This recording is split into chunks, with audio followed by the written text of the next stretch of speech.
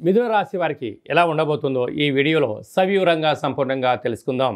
మిథున రాశిలో ఏ నక్షత్రాలు వస్తాయిగా మృగశిర నక్షత్రంలోని 3వ పాదం, 4వ పాదం, ఆరుద్ర నక్షత్రంలోని 4 పాదాలు, పునర్వసు నక్షత్రంలోని 1, 2, 3 పాదములు కలిపితే మిథున రాశి.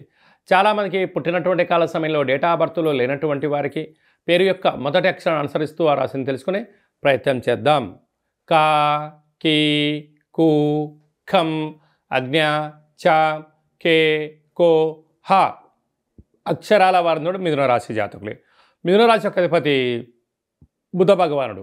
వీరికి రాశిలోనే కుజుడు సంచారం చేయడం వలన, కుజదోష ప్రభావం కరణం వలన వీలైనంత వరకు మౌనం, ధ్యానం, ఏకాగ్రత, సత్ప్రవర్తన, ఆధ్యాత్మికమైన చింతన కార్యక్రమాలను ఏర్పాటు చేసుకోవడం వలన శత్రువులు తగ్గిపోతారు. కనుక నోరు ఉంది కదా అని చెప్పి అధికంగా మాట్లాడొద్దు, డబ్బులు ఉన్నాయి కదా అని చెప్పి అధికంగా ఖర్చు పెట్టొద్దు. ఈ రెండూ ఈరోజు తెలియవు. ప్రకృతి భగవంతుడు రిటర్న్ గిఫ్ట్ ఏర్పాటు చేయబోతాడు. కనుక ఇలాంటి కాల సమయంలో మౌనంగా ఉండడం, ప్రతిదాన్ని తెలుసుకునే ప్రయత్నం చేయడం వల్ల సకల గ్రహ దోషం తొలగిపోతుంది అని చెప్పి మీరు గమనించగలగాలి. ఈ వీడియో మీరు చూస్తున్నారు అన్నట్లయితే మీరు మహాదేవుడికి మహాశివరాత్రి సందర్భంగా అభిషేకం చేసే సమయం ఆసన్నమైందని చెప్పి మీరు గుర్తుపెట్టుకోగలగాలి. భగవంతుడు సిద్ధంగా ఉన్నాడు. మహాదేవుడికి అభిషేకం చేయడం వలన సంపూర్ణ మిమ్మల్ని ఆశీర్వదించడం, ఉన్నత విద్య, ఉద్యోగ, వ్యాపార, రాజకీయ, సేవారంగ కార్యక్రమంలో విజయం కలిగించడానికి సమయం ఆసన్నమైందని చెప్పి గుర్తుపెట్టుకోగలగాలి. అర్ధాష్టమకేతు కనుక చిన్న చిన్న విషయాలకి దయచేసి ఆందోళన తగదు.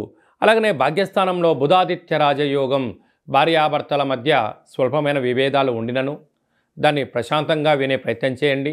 ఒకరినొకరు గౌరవించుకోండి. అభిప్రాయాలు ఇచ్చి పుచ్చుకోగలిగితే మంచి కాలం ఉందని చెప్పి కూడా మీరు గుర్తుపెట్టుకోగలగాలి. అదే కాకుండా ఏడాది తర్వాత రవి భగవానుడు బుధాదిత్య రాజయోగంతో శని భగవానుడితో కలిసి సంచారం చేయడం వలన ఇలాంటి కాల సమయంలోనే ఆరోగ్యము, చర్మ సంబంధమైన వ్యాధులు, మానసిక ఒత్తిడి, స్వల్పమైనటువంటి ఆటంకాలు కనిపిస్తూ ఉంటాయి. కనుక మీరేం ఆందోళన చెందనక్కర్లేదు.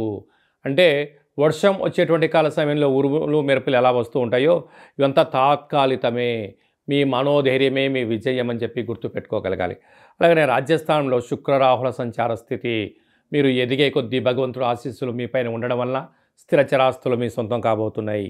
వ్యయంలో దేవగురు బృహస్పతి సంచారం చేయడం వలన ఓం నమ శివాయ అనే నామాన్ని, ఆధ్యాత్మిక చింతన, సేవారంగ కార్యక్రమంలో పాల్గొనడం, అలాగనే హోటల్ వ్యాపారస్తులు, సాఫ్ట్వేర్ ఉద్యోగస్తులు, హార్డ్వేర్ ఉద్యోగస్తులు, వ్యవసాయ సోదరీమణులు, మార్కెటింగ్ రంగంలో ఉండబడిన వారు, స్వతంత్ర జీవన విధానాన్ని సొంత చేతి వృత్తుల వ్యాపారులందరికీ కూడా ప్రశాంతమైన వాతావరణం ఉండగలిగితే అనంతమైన సంపద మీ సొంతం అవుతుందని చెప్పి గమనించాలి.